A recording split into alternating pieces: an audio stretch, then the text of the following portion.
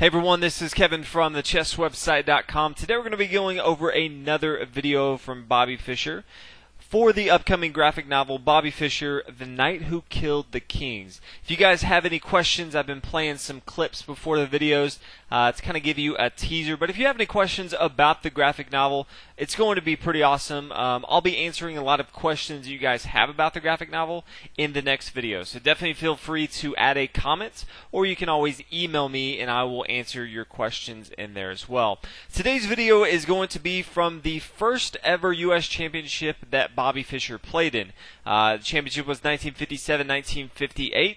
Now Bobby Fischer played in 8 different U.S. championships, and he actually won all 8 of them. So he's 8 for 8. That's not a bad statistic if you're looking for a winning streak there. So this was the first championship that Bobby Fischer ever won, so 57-58, and he was 14 years of age. Now when he won, Bobby Fischer became the youngest U.S. champion ever. So I don't know if you are 14 or older, but if you can just imagine being 14 and being the best chess player in the United States, that is a huge deal. And Bobby Fischer at the time was probably rated about 2,400 to about 2,500. After the tournament, he became an international master. So kind of give you an idea of where he was as far as his chess career, as far as his chess knowledge. His opponent in the game today, just to kind of give you a brief background, his opponent was Edmar Mednes. Now, at this time, Edmar was about 20 years old when they played. In the 8 years that Bobby Fischer played in the U.S. Championships, there were only 3 people that beat him, which is pretty amazing that for 8 years that he played, only 3 people actually beat him in a game. Now, Bobby Fischer would win the entire tournament, but Edmar Mednes, although he did not beat Bobby Fischer in this particular tournament, was one of those 3 individuals. So a very, very strong U.S. player. And so this is one of my favorite games from Bobby Fischer's first ever U.S. championship. Now in this game we do have Bobby Fischer playing the white pieces, and we have Edmar Mednes playing the black pieces. So as Bobby Fischer normally did, he started out with pawn to e4. Bobby Fischer liked to change things up, but he did always like to start with pawn to e4. In black, Edmar Mednes plays pawn to d6. Now this is the perk defense, so kind of just some background as far as what both sides are going to be going after. Black pretty much is conceding the center of the board. White's going to be able to play pawn to d4, which is exactly what Bobby Fischer does. And this perk defense is a hyper-modern defense, meaning that black early on is not going to push forward very hard with his pawns. Instead, he's going to try to, from the outside, try to control the center of the board with his minor pieces. So fianchettoing his bishop to g7, he could always fianchetto his bishop to b7. Really try to get his knights involved into the game, try to control the center of the board, and only once he has an attack that he thinks he can undermine White's position in the center, then and only then will he try to counterattack and then take over the center of the board. Obviously, the center of the board is very, very important in chess, so at some time, black definitely wants to have center control of the board. So early on, Bobby Fischer does have the advantage with pawn to d4, and black's going to continue with the main line. Mednes plays knight to f6. Again, hypermodern defense, trying to control the center and attack with his minor pieces. Bobby Fischer, white, continues with knight to c3, and Mednes, black pieces, plays pawn to g6. Now, what I really enjoy about studying games that Bobby Fischer played, especially early on, he's only 14, is he really starts to innovate a lot of the openings that we see today. That, for us, if we study it, it's book lines, and even computer engines, if you look at them, they're book lines. But when Bobby Fischer played them, a lot of time he was theorizing what they should play, how they should play, some of the best moves in different variations.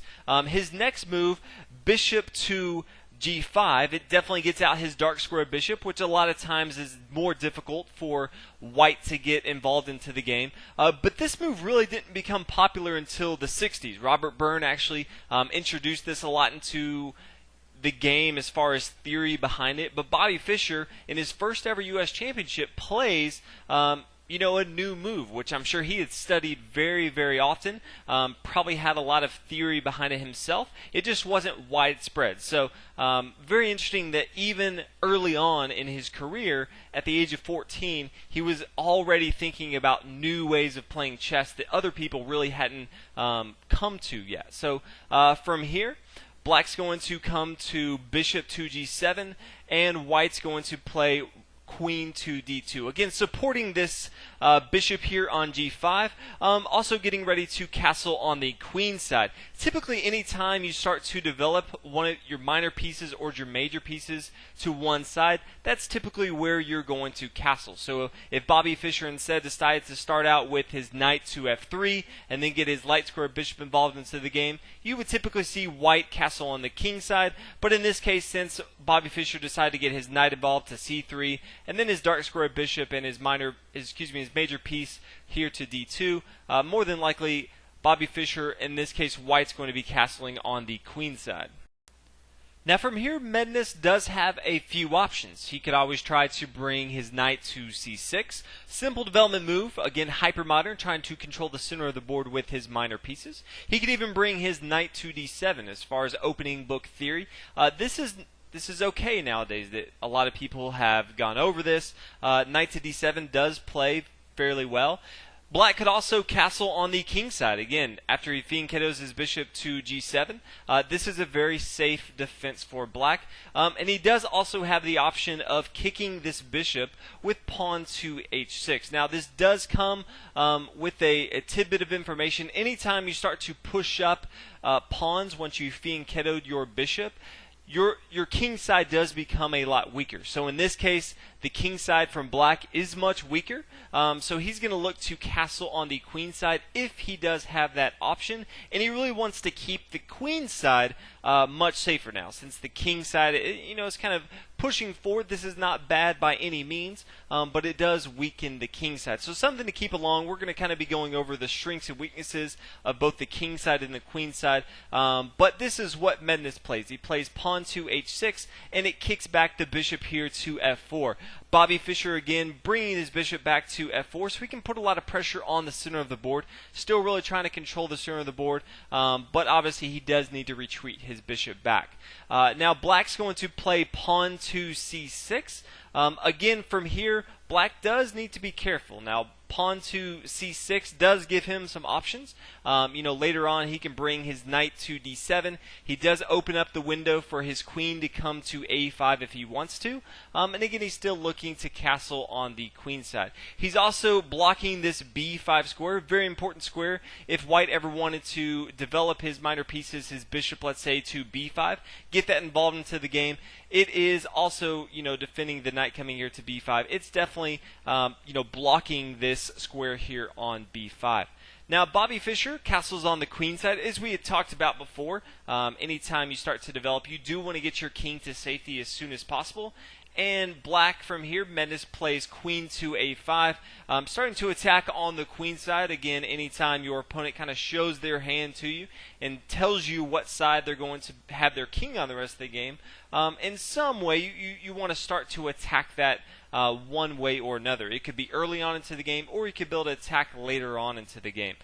From here, Bobby Fischer is going to play king to b1, and you'll see this a lot. Obviously, Bobby Fischer does have the knight here on c3, defending this pawn on a1, but you never want to have your minor pieces tied down to a particular pawn or a particular square. Your minor pieces really need to be controlling the center of the board, but later on you actually want them to be attacking and have your major pieces actually supporting those as well. So you really don't want to have this knight tied down to this pawn on a2, so the king just is going to come over to b1 and protect this pawn here on a2. Now from here, Black's going to play pawn to g5, and I really like this because Black does have the opportunity to castle on the queen side later on, and he's really starting to make a push on the king side here. There's not really a lot of options for the dark square bishop here for White. So really putting a lot of pressure on White here to do something productive. Now Bobby Fischer decides to retreat his bishop back to g3. And from here, Mednes plays knight to h5, looking to exchange off his knight for this dark square bishop here on g3. There's not really a lot of squares that Bobby Fischer can now move his bishop, so typically you will see a trade-off here for the knight and the dark square bishop. Most times at high-level play, early on into the games, as you can open up the board very easily, a lot more easily than you can close the game, bishops tend to fare better. A lot of people like a bishop pair, especially when they can open it up. So anytime if a high-level chess player can trade off one of their knights for a bishop, you typically will see that early on. So if you're kind of curious why this knight's coming to h5 on the rim, typically a knight on the rim is dim. But in this particular case, he's just going to trade off the knight here on g3. White plays bishop to c4. A lot of players get bogged down. They say, you know what, I'm going to lose this bishop here on g3. I'm going to trade it off. What's really the best way to recapture? And Bobby Fischer he realized that he's going to have to trade that off. So he instead really starts to focus on what his attack's going to be and really start to develop his pieces. One of the big things you always want to do in chess game is you want to develop your minor pieces, and you want to develop them towards the center of the board. This c4 square is a very important square. It's attacking the f7 square from black, which is a huge weakness early on into the game. It's the only square from black that's only defended by the king. So none of the other pieces can defend the pawn early on into the game. So huge weakness for black early on, this f7 square, and that's exactly where Bobby Fischer places his bishop here on c4, attacking this pawn here on f7. Now from here, black plays an interesting move that I actually don't agree with, and he plays pawn to b5. Now the problem that I have with this is, and I'll kind of go over some different variations right here, is the king side from black is already weak, and that's okay if the queen side is strong, and you can actually make a very strong push from the king side. The problem right here is Bobby Fischer has a very, very strong defense on the queen side for his king. And so if you look at black, where is his king really going to go? The king side is weak, and now he's kind of opened up his queen side here. I think it would have been a much better play if instead of bringing his pawn down to b5, if he tried something, knight to d7, looking to get that involved into the middle of the board. If he wanted to later on, he could play pawn to e5, really start to push forward. Again, trying to counterplay in the center of the board, try to take back the center of the board. Very nice square from black right here on d7. But instead, he kind of overextends. He plays pawn to b5. Seems logical, trying to kick off this bishop here on b4, but really does overextend himself. Now, Bobby Fischer actually has two options here. If you've studied any amount of Bobby Fischer's play, he's so prone to just bring his bishop back to b3, still eyeing down on this f7 square, trying to eye down on this long diagonal. Bobby Fischer actually made a mistake here, though. He did have the opportunity to actually just capture here on b5. Now, as you can see, the queen, there's a discovered attack on the queen here on a5. So the queen can't come and capture on b5. Obviously, white would recapture with his bishop. And he can also not take with his pawn here on b5, because again his queen is hanging here on a5. Now if he does capture, if he decides to capture right here, and you say, okay, well, Mednes could have now just taken the knight here on b5. This would actually be incorrect play as well, because Bobby Fischer could have now brought his bishop to d5. He would have taken this rook here on a8. There's no way to prevent this, and white would be up a lot of material in this situation. So, Bobby Fischer he kind of let one go by here. He definitely could have gone up in material, but, he kind of played it safer route. He decided, I'm going to bring my bishop back to b3. I have a much better foundation as far as, protection for my king. He's probably played this situation many, many times before. And if he kind of looks at it, he really doesn't have to be, too aggressive. Black really is kind of digging his own grave in the situation. He's kind of overextending all his pawns without really doing too much damage to Bobby Fischer's entire structure. So, he chose a safe route and just played bishop to b3. Now, after the bishop comes back to b3, Mednes now brings his knight to d7. Definitely a good square. He needs to get his knight involved into the action. Bobby Fischer is almost complete as far as his development. He does need to get this knight involved into the game, and then he will connect his rooks. A lot of time, as far as completing development, you'll hear that. You'll get all your minor pieces involved into the game. Get out your queen, castle on one side, and then connect your rooks. You definitely want your rooks connected into the game. They have a lot more mobility, and they definitely work well together. So, knight to d7. Black's really looking to castle on the queen side here. Again, his king side is getting, very, very extended. But, again, his queen side is as well. Bobby Fischer now plays pawn to f4. He starts to attack on the king side just to make sure, trying to figure out exactly where Mednes is going to castle.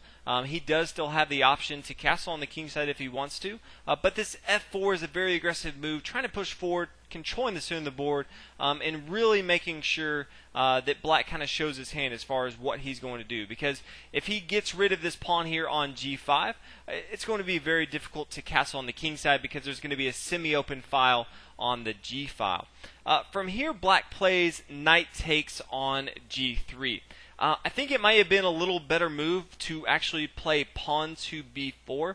Again, if you're going to push on the queen side, you can't do it half-hearted. You kind of have to go all in here. Pushing pawn to b4, making this knight go somewhere. Obviously, it can't come here to d5. It would lose material.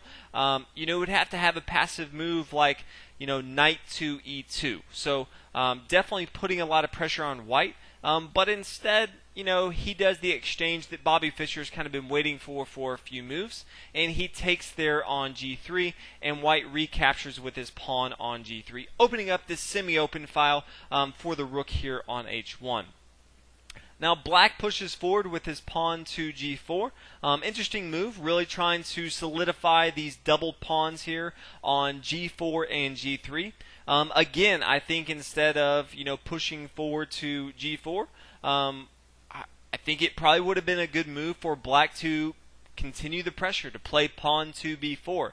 He kind of has this possibility to play for a long time, and he just really never takes advantage of it. But instead, he does play pawn to g4, and then Bobby Fischer pushes forward with pawn to e5. If you kind of look at the board, Bobby Fischer really has, both sides are equal in material, but Bobby Fischer has a very, very strong defense in front of his king, and he can really start to attack the center of the board. Both the queen side and the king side for Black are kind of weak. So if you kind of have weaknesses on both sides, Bobby Fischer just decides that he's going to attack the middle, and one of the sides is going to crumble. One of the sides is going to have to kind of, counterattack with all their minor pieces and pawns, and so he's going to be able to either attack on the queen side or the king side. So from here, Black decided to play pawn to d5. Now, I do think he did have some other options here instead of d6. Again, as we talked about, he does have this pawn to b4 move if he wants to, but instead, he plays pawn to d5. Bobby Fischer plays pawn to f5, again really putting pressure on the center of the board and just pushing up his pawns. His pawns are being supported by each other. If he wants to, he can always bring his rooks involved into the game to kind of support from the back. So he's just kind of pushing forward, putting a lot of pressure on Black. Black starting to really lose a lot of space here. There's not a lot of great squares for him to go. His queen over here on a5 is kind of hanging out on its own. It's really hard for Black right now to strategize where he's going to go next. Mednes in this situation decides to bring his knight to b6, really eyeing down on his outpost on c4 if he wants to. Anytime there's an exchange here, he can open up this b file, really opening up a strong attack on the queen side.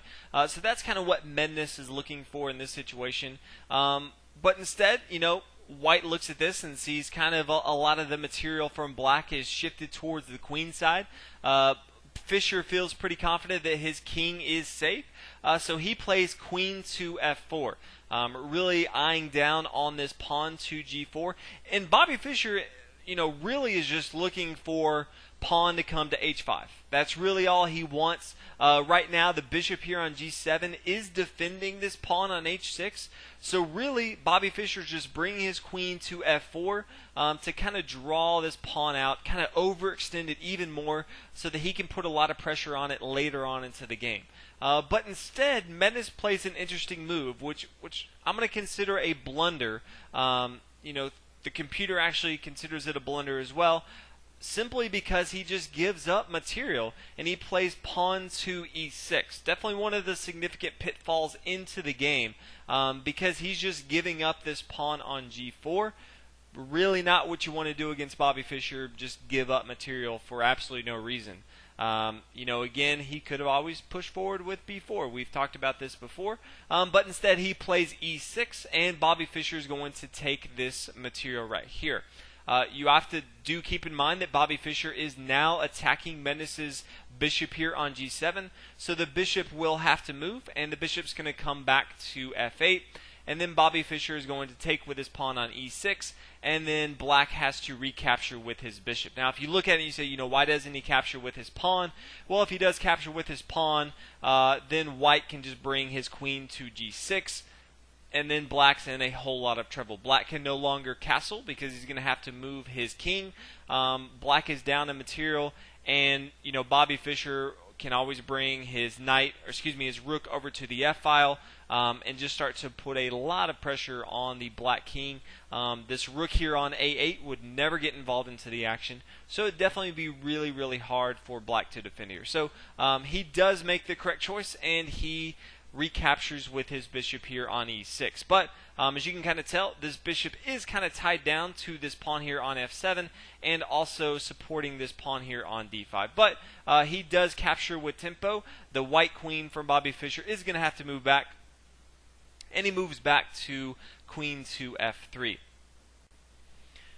Now Menace decides it's now time to castle, so he castles on the queen side. Again, if you kind of look at it, although he castled on the queen side is still very, very vulnerable. All of his pawns are kind of extended very quickly. So Bobby Fischer, if you kind of look at it, kind of what both sides need to do in this situation. It's always good anytime you approach a chess situation is kind of look what material both sides, kind of who's winning in material, but also who's winning as far as development. Whose king is safe, whose king isn't safe, whose pieces are actually doing something, whose are kind of tied back. It's not always about how many people you have in the army. It's about how many people in the army are actually fighting. So if all your pieces are tied up, that's not as important if you have 4 or 5 pieces actually fighting in the battle. So if we kind of look at this, Bobby Fischer has a good thing going for him. Although his light square bishop here isn't doing too much, his king is very, very protected. And as you can see, his king side is not protected. It's kind of discombobulated right now. It's going to be very, very easy for him to just, protect his king on the queen side, and kind of make room and attack on the king side, and eventually make his way over and attack the king here on c8.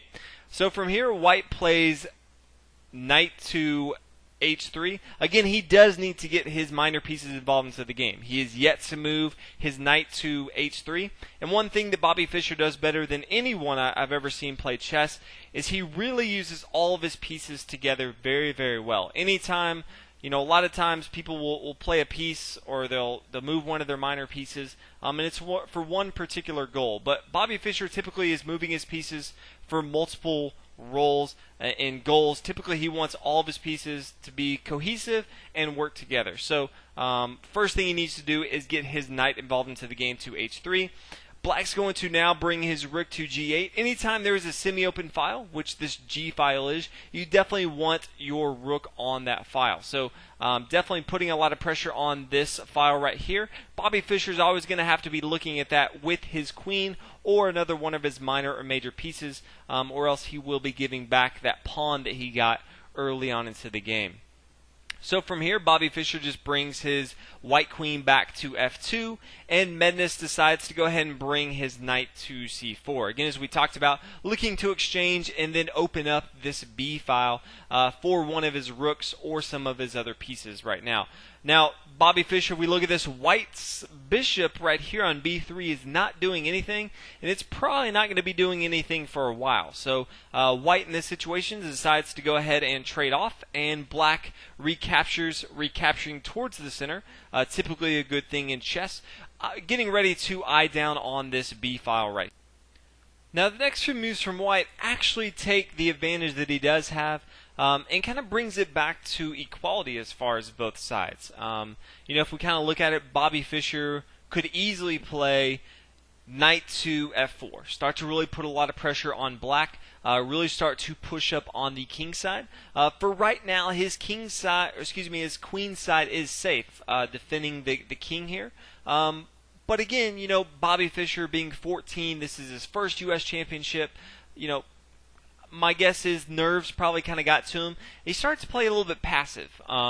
Black actually started to, have this big attack start to come up on the queen side. So next couple moves, Bobby Fischer starts to play a little bit passive. It doesn't actually start to attack when he probably should have. So Bobby Fischer in this particular place plays king to a1. And black comes to d7, getting ready to bring his rook over to the b7 square, and then really start to attack on the queen side of white here. Bobby Fischer now plays knight to b1. Again, a very, very passive move. He still could have brought his knight over to f4 if he wanted to, and start to put a lot of pressure on black here. Definitely a passive move, and this kind of brought it back near equality. White still has a small advantage, but black definitely has a strong attack coming up. From here, black decided to bring his rook over to b7 as we talked about. Anytime there's a semi-open file, as this b file is, you definitely want to attack that, and you want to have your rook there, especially with the opponent's queen on the the king on the a1 square. Definitely targeting all your major and minor pieces on that. It's definitely going to be a good thing. Now Bobby Fischer now plays pawn to c3, really allowing this queen here on f2 to defend the pawn here on b2, and also defending this key square on b4. Black does have this dark square bishop that can always come into the game if you wanted to, and really just defending a lot of the dark squares. This pawn from c3, actually a very, very good move from white. Now black does play an interesting move right here. I think it kind of wastes some time. He definitely does have some different options, but he plays rook to b6. Now if you kind of look at this, it doesn't really improve his position. He was kind of attacking the same thing. He was still, has his rook on this semi-open b file. Really what he should have done is he needs to protect his king. Right now, he needs to get his king on a dark square. It's going to be very, very hard to attack that dark square if he does bring his king over to, let's say, b8. At any given time, if white were to take this bishop off of the e6 square, then the queen could always come to, let's say, f5 or g4 later on and attack these light squares. But if he has it on b8, then his king is pretty much safe. He could always, if he wanted to, bring it over to a8. It would be extremely safe. But as you can see, he's really starting a huge attack against the queen side of white. White's kind of being passive right now, kind of allowing black to do all this. But instead, he kind of wastes a move. He plays rook to b6. Doesn't really improve anything. Kind of the same situations we talked about. He really wasn't thinking about his king at all. Anytime you have a position, whether it's yourself or it's the U.S. Championship, always think about what your objective is and what you need to do that. And don't waste moves. This rook from b7 to b6 definitely could have been doing a lot more efficient things with his moves. Now, white plays rook to d2. Again, putting a lot of defense on this pawn to b2. He probably doesn't need all this defense, but Again, Bobby Fischer is still up in material, so he's probably just trying to hold on to that, trying to make sure that black doesn't sneak in for any crazy attacks here. Now, black makes a huge blunder right here. Instead of going away from any potential attacks, he actually brings his king closer to any potential attacks with king to d7. Now, he's probably thinking that he wants to get his dark square bishop involved into the game, and then he wants to swing his rook over into the action to the b file to support his other rook. While that's all, good, it would have been much better if he would have brought his king over to b8 and then a8. It would have been much harder for white to actually, get over and attack that king. You never want to bring your king into the middle of the game when your opponent has all of his major pieces and 2 of his minor pieces. Now, once you reach towards the end game, queens are off the board. There's not all the minor pieces and both the rooks on the board. Then you actually want to bring your king into the game. He's actually a huge asset to your attack, bring him into the center of the game. But when your opponent has all these attacking pieces, the center of the board is not where you want your king. You actually want him protected in a corner somewhere, just hiding out, hoping that your opponent does not attack you.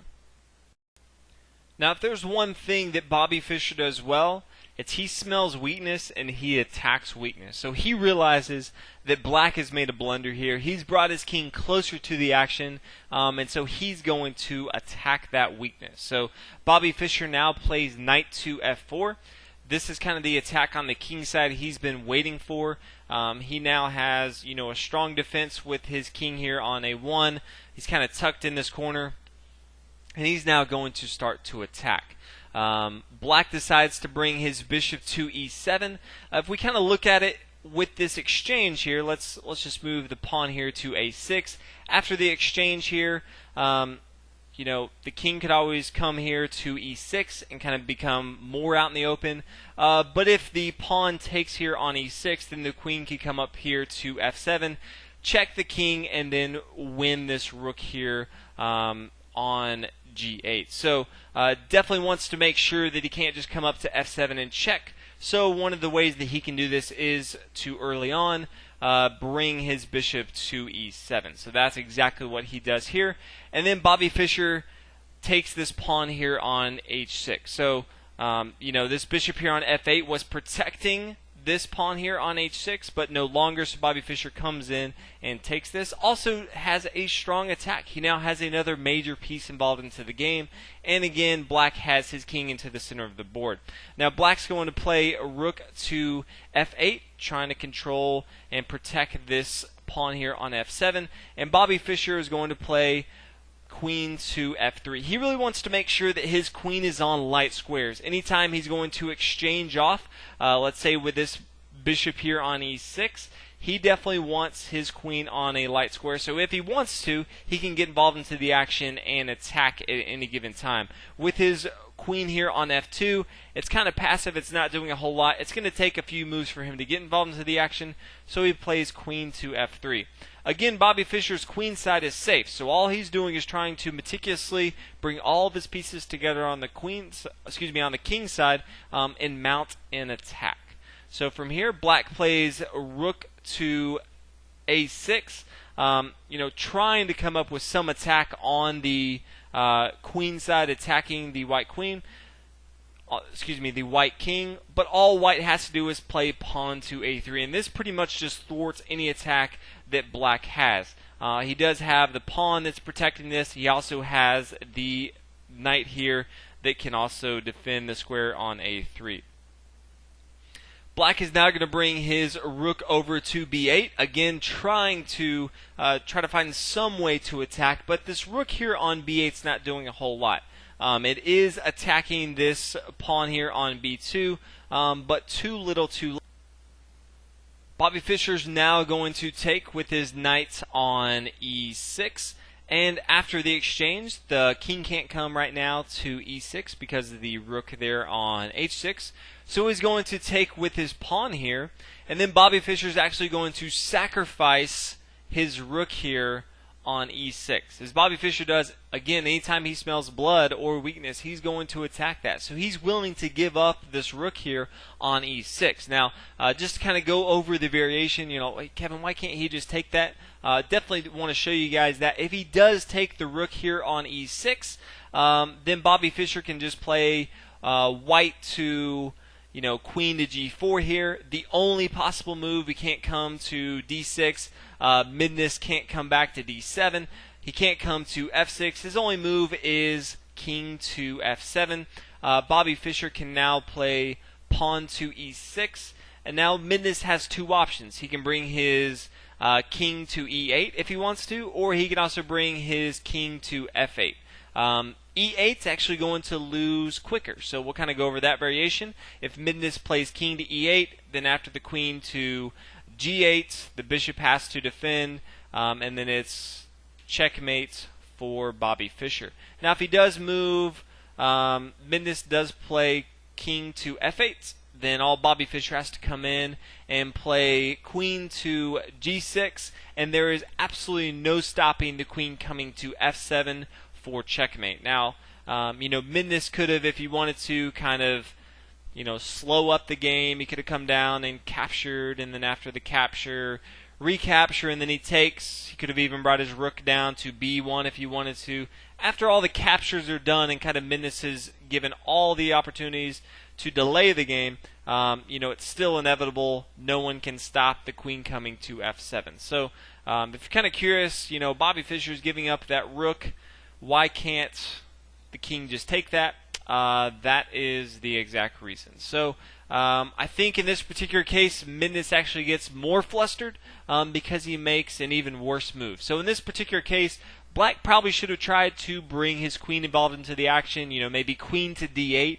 He needs to protect, you know, his bishop there on e7, but he also needs to have a defender. He needs to realize that his attack against the white king is not going anywhere. There's actually not enough pieces coordinated correctly to do an attack, so he needs to come up with a better idea. Queen to d8 is a better idea here, but instead he plays bishop takes on a3, and Bobby Fischer recaptures with his knight. Again, there's no great move for Midness to play in this situation.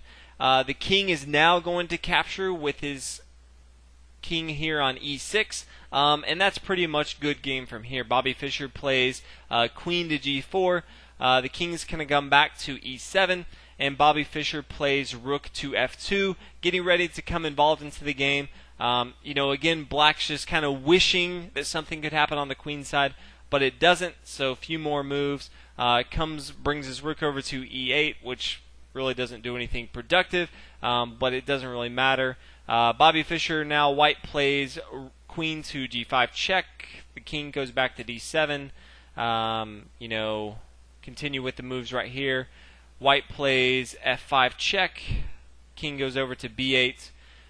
White plays d7, and Black in this situation actually resigned. There's no way to stop Bobby Fischer coming to b7 checkmate. Now, you know, Midness, if he wanted to, could have always delayed the game. He could have brought his queen involved into the game. He could have, if he wanted to, even, you know, taken this knight and then taken it with his rook if he wanted to. But, you know, in this situation, he decided to just go ahead and resign. So, very, very exciting game from a 14-year-old kid. His first ever U.S. championship to come in, play someone 6 years older than him, and to win his very first U.S. championship. Very, very exciting. Hope you guys enjoyed this. Hope you learned something as far as looking at different positions and thinking about what both sides can do, different ideas that they can do in attack, defending your own king, and then focusing on other sides of the board or weaknesses that you see your opponent have. So definitely leave comments. Let me know what you guys think about it. Also, if you have any questions for the graphic novel, it's going to be coming out in the future, but it's going to be pretty awesome. Again, Bobby Fischer, the knight who killed the king. So hopefully you guys enjoyed the video, and I'll see y'all in part 3.